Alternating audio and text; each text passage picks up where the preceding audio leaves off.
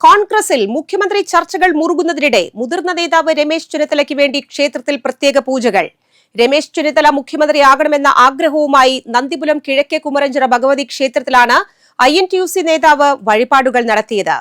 സംസ്ഥാന രാഷ്ട്രീയത്തിൽ മുഖ്യമന്ത്രി പദത്തെ ചൊല്ലിയുള്ള ചർച്ചകൾ സജീവമായിരിക്കെയാണ് പ്രിയ നേതാവിനായി തൃശൂരിലെ പ്രശസ്തമായ ക്ഷേത്രത്തിൽ പ്രത്യേക വഴിപാടുകൾ നടന്നത്. കൊച്ചിൻ ദേവസ്വം ബോർഡിന് കീഴിലുള്ള നന്ദിപുലം കിഴക്കേ കുമരഞ്ചിറ ഭഗവതി ക്ഷേത്രത്തിലാണ് പൂജകൾ നടന്നത്. രമേശ് ചെന്നിത്തലയുടെ ജന്മനക്ഷത്രമായ തിരുവാതിര കണക്കാക്കിയാണ് പൂജകൾ നടത്തിയത്. മുഖ്യമന്ത്രി പദത്തിലേക്ക് അദ്ദേഹം എത്തുക എന്ന ലക്ഷ്യത്തോടെ ദിവസപൂജ, കുരുതി പുഷ്പാഞ്ജലി, ഒറ്റ ശർക്കര നിവേദ്യം എന്നിവ വെള്ളിയാഴ്ച ക്ഷേത്രത്തിൽ സമർപ്പിച്ചു.